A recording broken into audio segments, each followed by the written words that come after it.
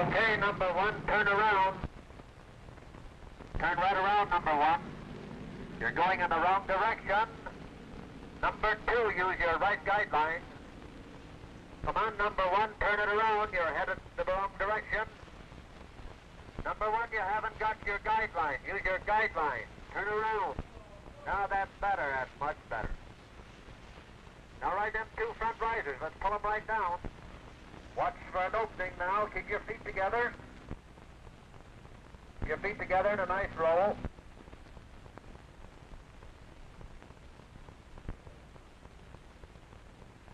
Yes, remember the instructions.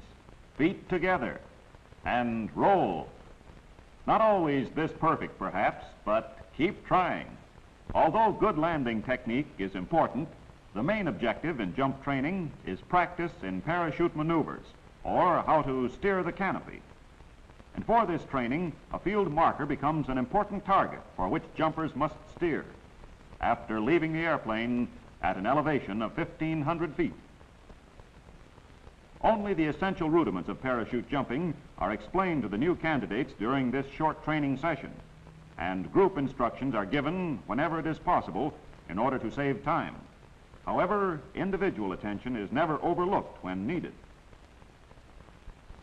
Leaving the airplane and maintaining good body position, as seen in slow motion, is an essential phase of good jumping. It becomes routine procedure. Training starts here after the chute opens. First, inspect the canopy. Is there a line over? Next, the wind drift. Estimate the direction and velocity. The preliminary canopy checks are important, so important that the jumper's ability to follow instructions is recorded, including his reactions to the coaching he has received from the instructor. The same system of instruction is followed on the timber jump, which simulates an actual fire jump. Here, too, if the jumper lands in a tree, he can practice with the long let-down rope, which will be used many times in the season of smoke jumping. The slip jump requires the use of important principles of parachute control. Slipping increases the rate of descent and is used only to avoid ground hazards in a high wind. Even on his first jump, the trainee may be required to make a quick decision to keep away from the other fellow in the air. Being alert is the important requisite. Learn to think fast and react automatically. Be quick to follow instructions from the loudspeaker. Forest fires do not often break out in ideal locations for parachute jumping. Usually, every new fire will present a brand new jumping problem. Varying wind drifts between the airplane and the ground may upset the spotter's previous calculations, especially when concerned with the small landing spots usually found in densely timbered areas. After all, when the pilot has completed his job, and after the spotter has selected the landing spot, the rest of the trip to the fire is in the hands of the individual jumper.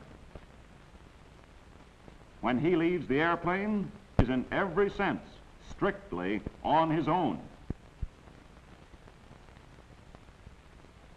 The smoke jumper's parachute is maneuverable, and the steering principles are not difficult to understand, providing the trainee learns the purpose of the canopy steering slots, now seen when the chute is inflated. From a rear view, notice the normal counteracting action of the air flow through these openings. The air jetting through the slots stabilizes the canopy, holding it on an even keel in a normal descent. At the same time, the air escaping through the openings gives the jumper a forward speed of about 4 miles per hour, with slots always functioning from the rear. Of all these suspension lines, only 2 are directly connected with the steering slots and control their function. They are called guide lines.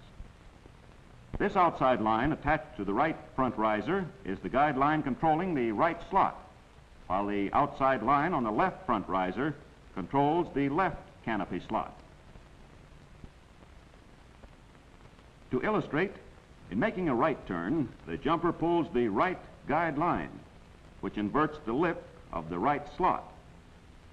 This changes the course of the air flow so that both slots are jetting air in the same direction, the force pushing the canopy around right or clockwise. Naturally, the jumper turns with the canopy, therefore changing the direction of his forward speed. The turning canopy stops immediately at any time when the jumper releases the guide line and the airflow resumes normal action. The left turn is accomplished in the same manner. A pull on the left guide line inverts the left slot. The airflow through both openings is now directional to the left, turning the canopy left or counterclockwise. A 360-degree turn is completed in 6 to 8 seconds, or fast enough for a complete turn near the ground.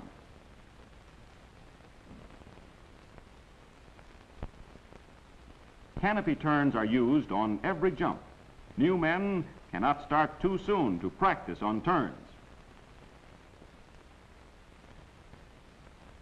Pull the guide line and feel the reaction from the canopy. The slots are installed for a purpose. Smoke jumpers will experience erratic wind conditions in this typical mountainous forested country. Strong directional winds may blow at the upper levels, while calm air prevails in the sheltered valleys. The ideal condition, which some jumpers will experience a few times during a fire season, is an early morning jump in calm air to an alpine meadow surrounded by timber. The maneuver for this jump is shown by a zigzag pattern directly over the landing spot. It could also be a spiral jump, which is executed by holding down one guide line and controlling the turns directly over the target. In either case, the jumper should leave the airplane directly over the landing spot. Then maneuver back and forth or in a spiral to offset the forward speed of the canopy. He should turn and face the target on the final approach for an accurate landing. Most often, however, fire jumps are made under moderate wind conditions or in enough wind for landing areas to have a windward side and a downwind side, similar to conditions on a forest fire. Under such conditions, the point of takeoff from the airplane should offset the drift. Also, the jump pattern should confine all maneuvering to the windward side, all the way from the airplane to the landing spot. Just drifting along with the wind may result in a long hike back to the fire. For example, against a 5-mile wind, the takeoff point should offset a 5-mile drift. The jumper will maneuver a zigzag course on the windward side, while estimating the altitude and distance from the target at every turn, until the last approach, when he turns and faces the target, coming in for a landing on the upwind side.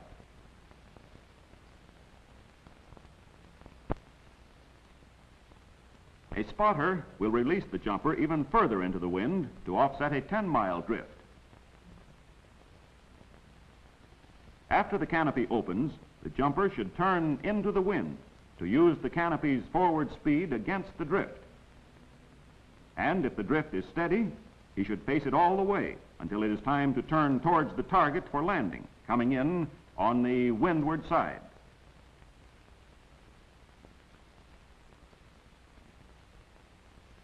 Wind velocity may change quickly between the airplane takeoff point and the landing area. This may happen in spite of the fact that the spotter's drift chute successfully forecasts the drift about 85% of the time. Be alert against changing winds. Keep estimating the height and distance from the landing spot at all times. It's the best safeguard. Slip jumps are rarely used, except in excessive wind, when faster descent is needed to avoid a dangerous landing. Training for a slip begins at 2,000 feet, or a safe height which will allow the trainee ample opportunity for practice. To start the maneuver, the jumper grasps 3 or 4 suspension lines and pulls them down hand over hand. He watches the canopy to be sure it revolves at the same rate of speed as he is turning. If it turns faster or slower, he should release the slip immediately. The canopy should be pulled down until the front perimeter is about 8 feet above the jumper. The lines should not be wrapped around the arms or hands. They should hang free below and away from the body. Never hold a slip longer than 10 seconds. To release a slip, hold the lines in this manner, away from the body. Let the lines out slowly. Remember, they may foul around the legs or arms, so be careful. Never pull a slip jump under 500 feet. Pulling down the front risers is called planing. This maneuver increases the jumper's forward speed. With palms down, press the front risers downward until the suspension lines stretch and streamline the front perimeter of the canopy. The action spills the air out behind and gives the canopy a forward tilt. The maneuver is a common one and used often to stretch a glide to the landing spot. Never plane clear to the ground. A practice timber jump simulates an actual timber jump on a fire. On about 30% of all fire jumps, the canopies hang up in trees, from which they are later removed after the fires are out. Practice timber jumps give the new men experience in rope let down from trees. Here they also receive instructions in canopy retrieving. After the rope is securely attached and the jumper has released himself from the harness, he carefully works his way down using the branches without completely releasing the rope.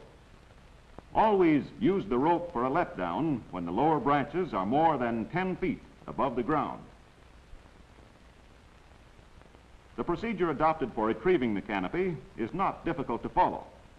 First, the letdown belt is removed from the jumper's backpack tray and used as a climber's belt. The end of a rope becomes a safety strap, and this hip pox pruning saw is essential for removing branches in tight quarters. Tree climbers are used whenever they are necessary.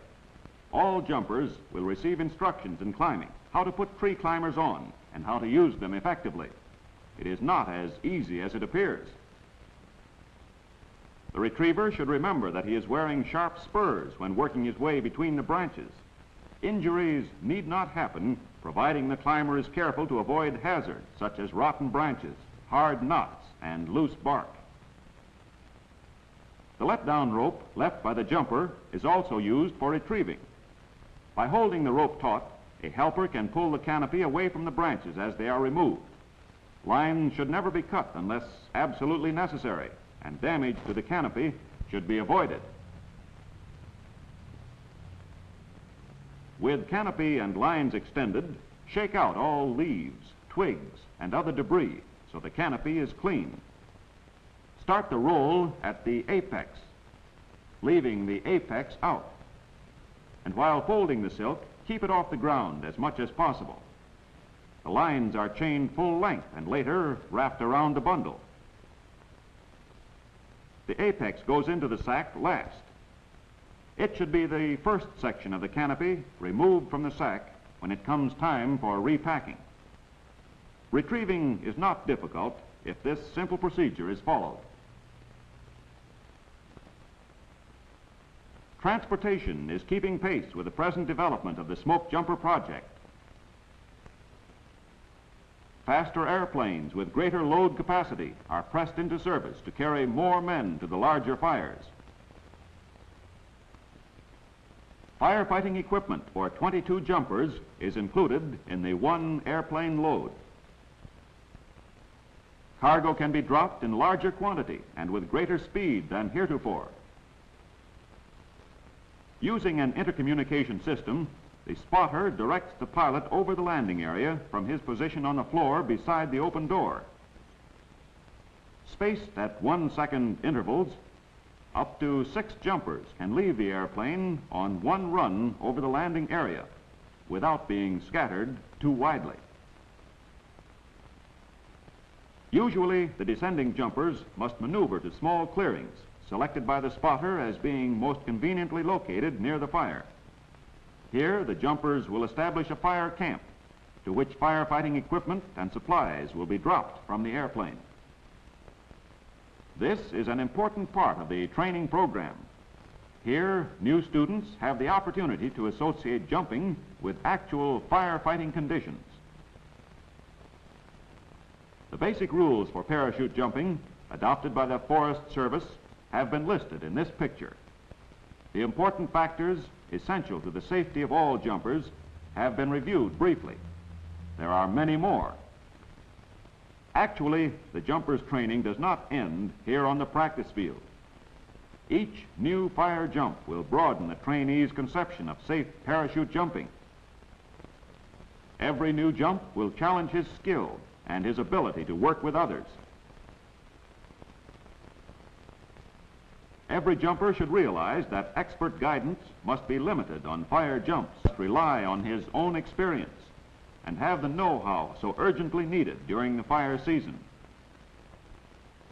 Practice the basic rules on the training field and on fire jumps. Leave the airplane in a vertical position. It's good insurance against severe opening shock. Inspect your canopy after it opens. Safeguard you will respect. Face your landing spot, then estimate where the wind will take you. Plan your maneuvers on the windward side against a drift. And keep a safe distance from your fellow travelers while executing the turns. This picture has served an important need if, by its showing, it has explained the purpose of the canopy steering slots.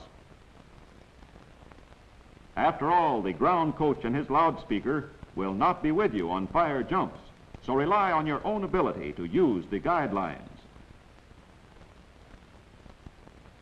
To turn the canopy around against a wind drift or with a wind drift.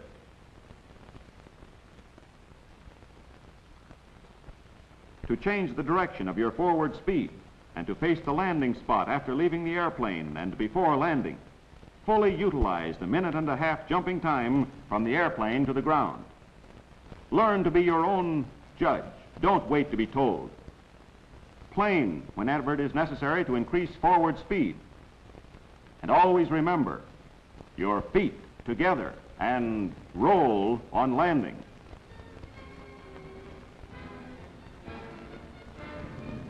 If you remember and follow the basic rules, you will arrive safely, ready, set.